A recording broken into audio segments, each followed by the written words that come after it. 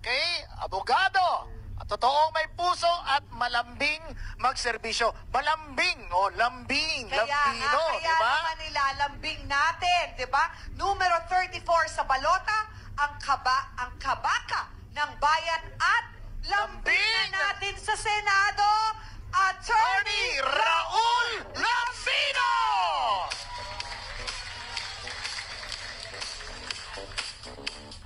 Bakit? May kiss pa talaga, Attorney, ha? May kiss pa talaga. Nagselo si Eric kagad, ano? Salamat, Giselle. Matagal na kami magkaibigan ni Giselle for, hindi ko na bibilangin kung ilang taon. Magandang hapon po sa ating lahat. Naimbag nga malem, kadagiti, kapatak nga Ilocano nga putputno nga Ilocano. Masanto siyang aram at saray kaluyagan tan kabaluyan at Pangasinan. Maya pagat panapon sa ating mga kabalin. Maray ahapon sa ating mga taga-Bicol. Bayong hapon. Kaninong tanan. No? Assalamualaikum sa ating mga kapatid na Muslim. Buenas tardes sa ating mga kababayan dyan sa Zamboanga. Alam po ninyo, itong aking mga kasamang kandidato rito pagkasenador, lahat may relasyon po ako sa kanila na nakalipas. Unahin ko na yung pinakabatang kandidato, si Attorney Jimmy Bundok. Bata-bata pa siya noon, kagaling kumanta niyan, kagaling maggitara. So lahat ng kanyang gimmick o kaya pinupuntahan ko para panoorin siyang kumanta dahil napakagaling talaga, napakatalento. At natutuwa ako ngayon na si Jimmy ay naging abogado at kasama ko siya ngayon bilang isa sa mga kandidato ng Duterte team. PDP Laban. Isunod ko na yung executive secretary natin. Hindi pa siya abogado doon. Si Attorney Vic, kasama ko na yan. Sa law office ko pumupunta yan si Attorney Vic bago siya naging abogado. At isinama ko siya sa politika dahil kinukumbinsi namin noon si Secretary Juan Flavier na senador para tumakbo siyang presidente noong 2004. 2003. Payag na sana si Senator Flavier na tatakbong presidente at kasama ko si Vic Rodriguez. Umiikot kami dyan sa buong Northern Luzon para ikampanya na yung Juan Flavier for president. Ngayon, abogado na siya. At masasabi ko, tama nga ang sabi nila, yung teacher ay lalampasan ng estudyante. Kasi naging ordinary cabinet member lang ako ni PRRD, pero si Attorney Vic Rodriguez naging primus inter pares executive secretary siya. Si Philip Salvador, katulad ni Jimmy Bundok, ito yung sinasabi naming kandidatong senador na lover. Yeah. Abogado niya ako. Ng kanyang kalaban. So kinuha niya akong abogado. Pumunta ako doon sa Bulacan, inargue ko yung kanyang kaso, at nanalo kami. Hindi siya na-disqualify, but eventually dahil sa pakiusap ng mga kaibigan, hindi tinuloy ni Ipe yung pagkandidato niyang Vice Governor ng Bulacan. Si Senator Bato, pareho kaming pulis. Kayo siguro ba naging pulis yan? Si Attorney Lambino, baka lang ang alam niyan. Kasi adopted member ako ng Philippine National Police, BNPA Class of 1988. At isa ako sa campaign manager niya noong 20 po siyang senador. Siyempre si Senator Bato ay champion natin para sa seguridad, katahimikan, etc. Napakagaling na senador. Alam naman natin, hindi siya masyadong madaldal, pero pag nagsalita, talagang tagos sa puso yung kanyang sinasabi. Takot yung mga iba sa kanya. At yun ang kailangan natin ibalik muli sa Senado. Si Senator Bongo, at 2014, isa ako sa kasama ni Speaker Pantaleon Alvarez, Bebot Alvarez. Kami ang isa sa mga solsol para tumakbo. Si PRRD, ayaw talaga ni PRRD. Pero si Speaker Bebot, siya yung aming leader doon sa tinatawag naming Champs of Rudy Duterte. At si Senator Bongo, siya yung aming conduit doon kay PRRD hanggang makumbinsi namin. At si Senator Bongo, nasa ibang bansa ako eh. Tinawagan niya ako noong 2016. Sabi niya, Attorney, gusto ni PRRD maging administrator ka sa isang ahensya. Sabi ko, hindi ata ako nakahandang manilbihan sa gobyerno. Masarap na yung buhay ko sa private sector. Pero mahirap tumanggi sa isang Bongo at lalong-lalo na kay Tatay Digong. Kaya ako tinanggap maging member ng cabinet at naging administrator po ako ng Cagayan Economic Zone Authority. Ganun po yung naging relasyon namin ni Senator Bongo. Pinakahuli, si Congressman Rodante Marcoleta. Pareho kami ng advokasya niyan. Pagsusulong reforma ng ating saligang batas. At gusto natin na talagang magkaroon ng pagbabago itong saligang batas na ito. Kasi since 1995, 30 years ago, inumpisahan ko na po yung advokasya na yan. Hanggang noong 2005-2006, ako yung nagsulong ng pagbabago ng saligang batas. Pumunta ako sa Korte Suprema, inargue ko yung kaso ron. Natalo lang ako ng isang boto na bago na sana itong 1987 Constitution ito. Kasi bilang isang abogado, nagtuturo po ako ng political law and remedial law review. At lagi ko sinasabi na itong 1987 Constitution na ito, kung hindi magbabago, ang Pilipinas ay magiging isa sa pinakakurap na bansa sa buong mundo. Dahil itong 1987 Constitution ay nagbibigay sa mga mayayaman, mga elitista, mga oligarchs na kontrolin nila hindi lamang ng ekonomiya kung hindi pati politika. Sinabi ko noong 1995, itong mga oligarchs ngayon ay financier lamang. Silang nagbibigay ng pera sa mga politiko. Darating ang panahon, sila na mismo ang magiging politiko. At yan na nga ang nangyayari ngayon. Itong mga oligarchs, sila na rin ang politiko ngayon. So ano pa ang magiging kinabukasan ng Pilipino kung hindi natin babaguhin ito? Sinubukan nila na isulong ang pagbabago ng saligang batas lately. Pero nakita ko mali yung sistema. Agrabyado yung taong bayan. Bakit? Ginagamit nila ang perang galing sa Kongreso na tinawag nilang AKAP para magpapirma sila ng mga tao upang sa ganun maisulong nila ang People's Initiative. Hindi po ako papayag sa ganung sistema kasi mali po yun, hindi tugma doon sa prinsipyo ng PDP laban na baguhin ang saligang batas patungo sa federalismo at magkaroon ng isang unicameral parliament na yun ang gusto ni Senator Robin Hood Padilla. Kaya kasama ko yan si Congressman Rodante Marcoleta sa paglaban, pagreforma ng ating gobyerno. Panghuli si Pastor Apollo Kibuloy. Noong 2010, hindi rin po ako makatanggi. Bata pa ako noon. Imagine that 2010, 15 years ago, malakas pa akong pumalo ng golf. Single handicap pa ako sa golf noon.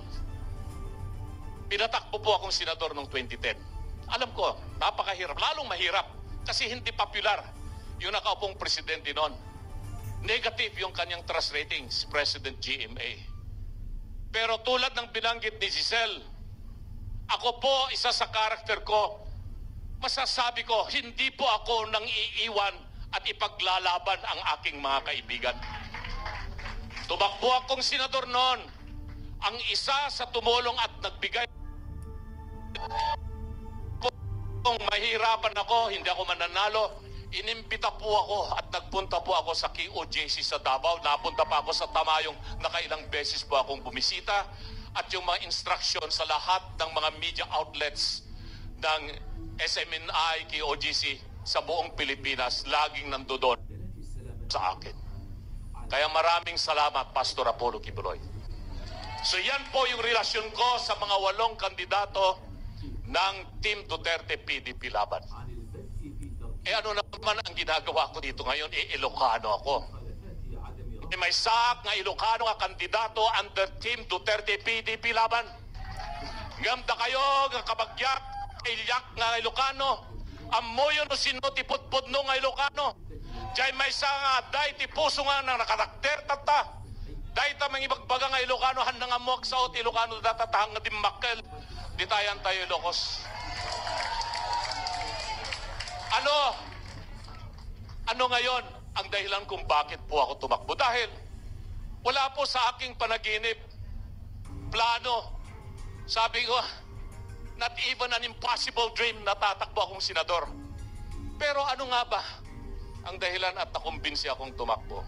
Una, dahil binababoy nila ang saligang batas. Hindi ko matanggap na kung babagoyin nilang saligang batas, hindi si tamang proseso.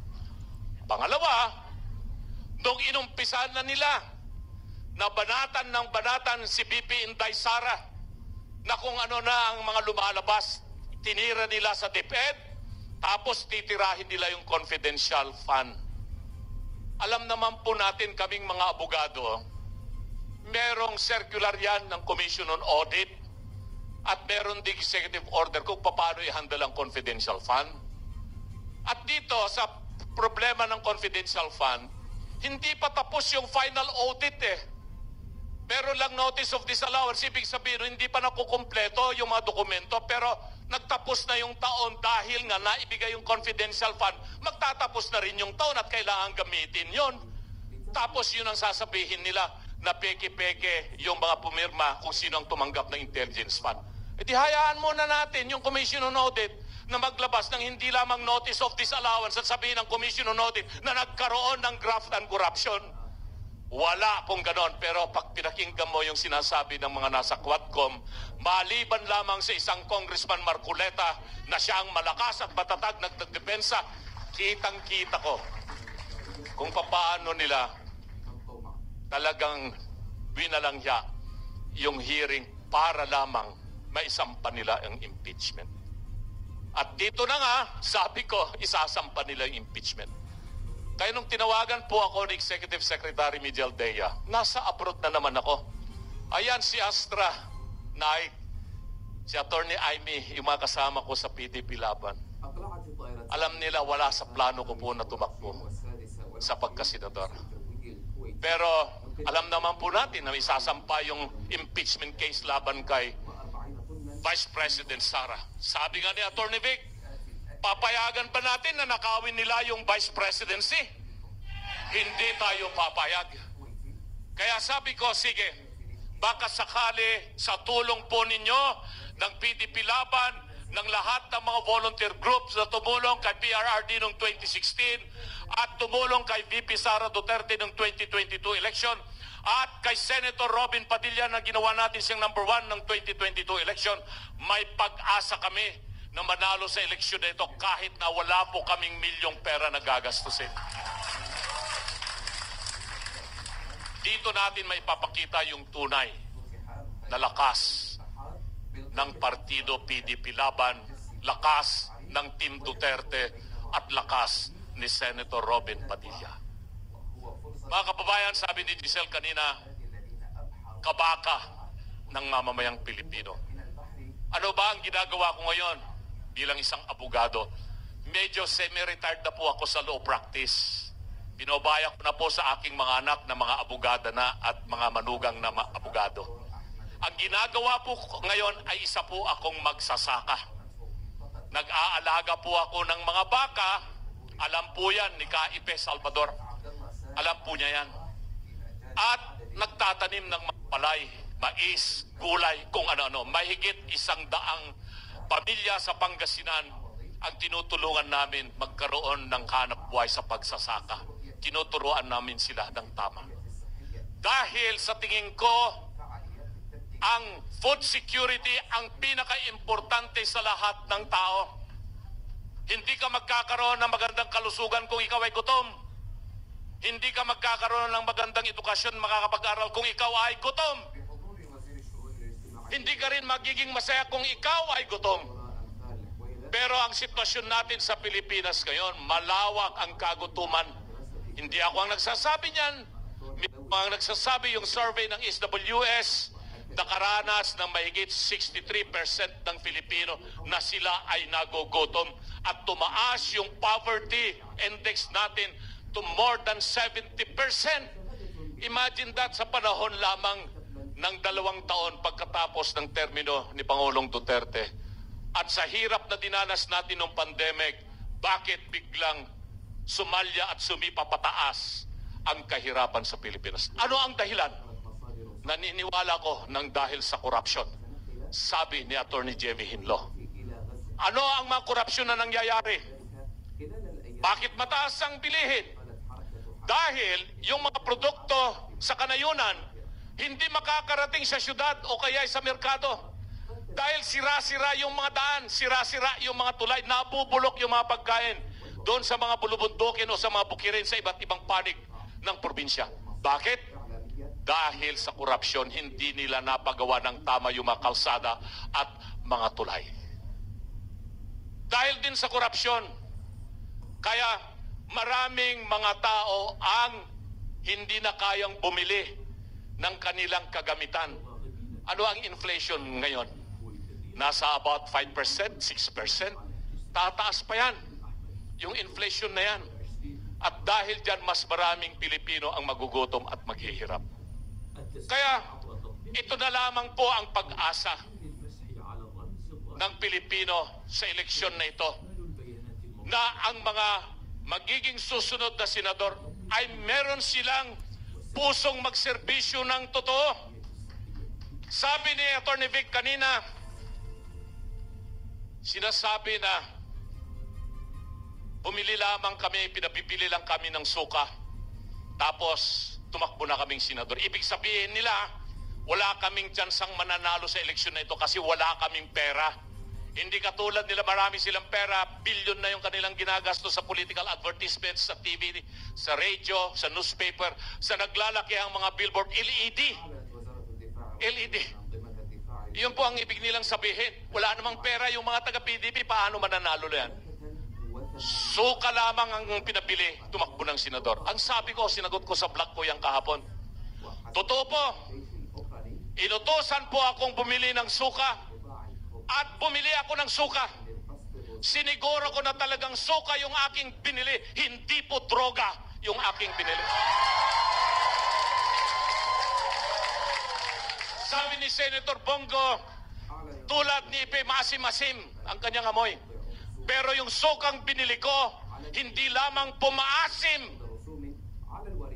Ito ay mabango, malinamnam, masarap. Bakit? Dahil sukang Iloko ang aking binili.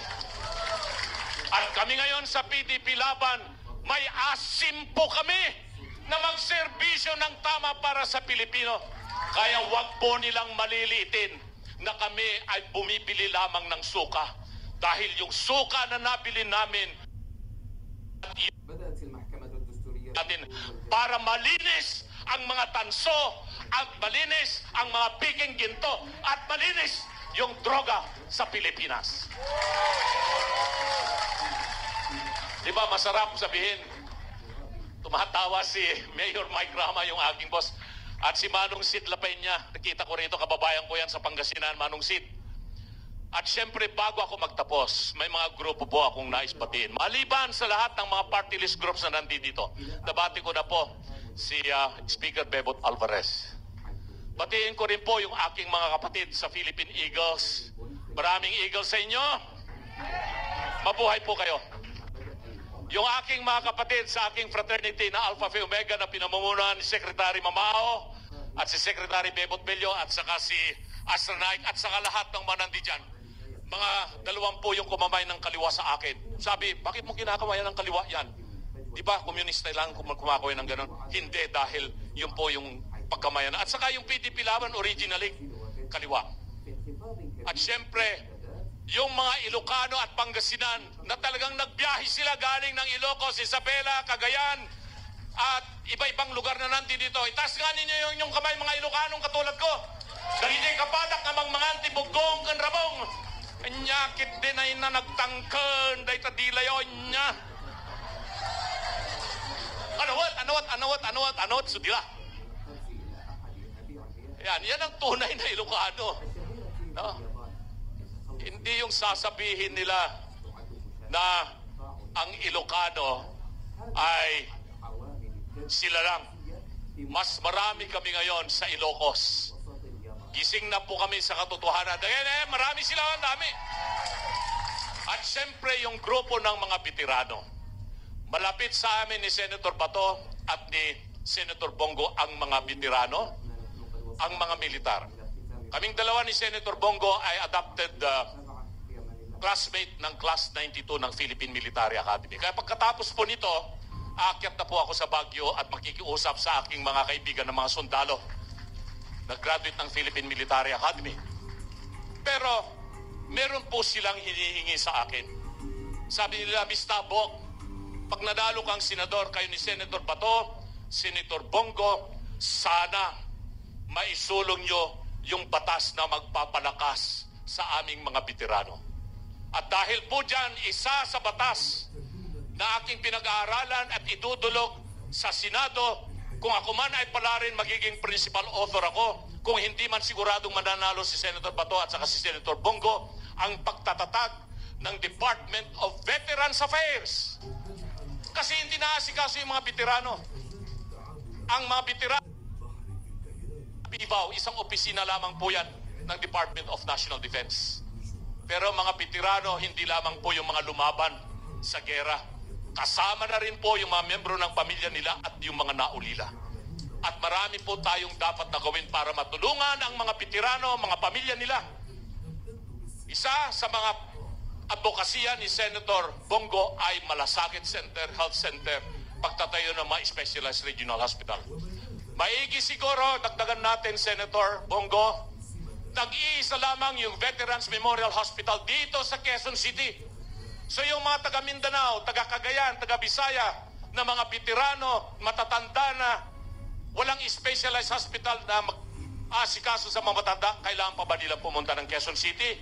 Ang gusto natin, magkaroon ng regional hospital exclusive for the veterans and the elderly in all regions of the country. And that can be done only with the help of people who really love the military, the servicemen, the uniformed services, and their beneficiaries. Senator Bongo, Senator Bato, the whole PDP Laban members, isama nyo na rin po ang inyong kabaka, Attorney Raul Lambino. Isa lamang po yung pangako ko sa inyo. Maninilbihan po tayo na tapat sa Diyos, tapat sa bayan, tapat sa mamamayan, tapat sa tao, tapat sa ating pamilya. Dahil dito, wala pa akong campaign manager. Nadaanan ko yung aking idolo. Matagal na, katulad ni Eric, idolo din niya yon. Si Ma'am Vivian Velez. Pwede ba, Ma'am Vivian, ikaw yung aking magiging campaign manager? Yan, muna siya. Yan, Ayan, mga kabaka, mga Pilipino.